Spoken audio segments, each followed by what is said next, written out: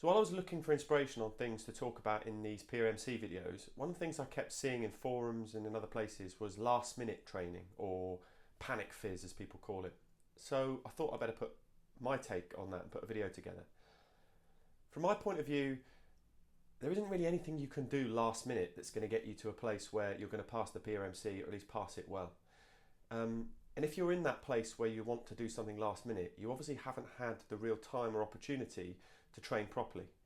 Now, if that's for a real genuine reason, like you've been ill, you've been injured, the loss of a loved one, or something that's really affected your life, the best thing you can do is go to your AFCO and say, look, this has happened, I need to put my PRMC back. That's not a problem. That's much better for them because they can load it with somebody who probably really wants to go in or is ready and has to wait for another month or something. And that person will probably get a pass.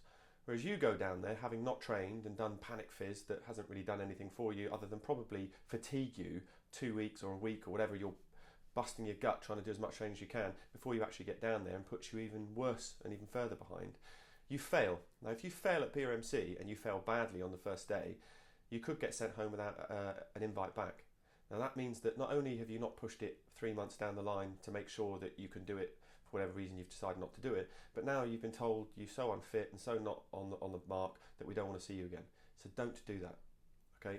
In my mind, if you haven't had the time for a genuine reason, then just be honest about it. Honesty and integrity are so fundamental to Royal Marines anyway, that's going to hold you in much better stead. One, with the AFCO and with your process of joining the Marines, but as a Royal Marines Commando further down the line anyway. If you haven't done the training for any legitimate reason, it's just you haven't found the time, you've been busy, you need to ask yourself whether you really want to join the Royal Marines.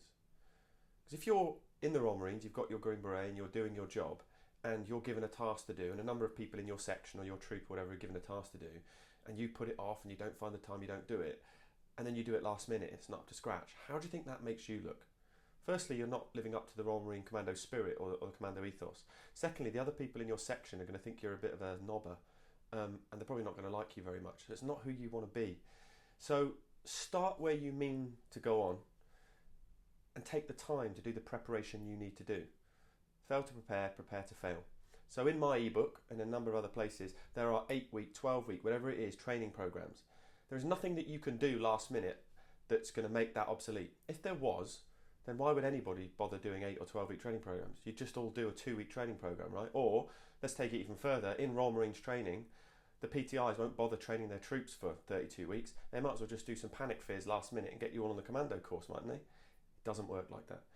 Specificity, your body needs to train specifically for what it's going to do. So give yourself 8 to 12 weeks to train for it. And again, just to reiterate, the take-home message is, if you haven't done it, if you haven't found the time, you need to really ask yourself, is this what you really want to do? Because if you're not putting in the time and effort now to train for your PGFT or your PRMC, are you really going to want to go through the pain and hurt of Royal Marines training to get that Green Beret? The answer is probably no.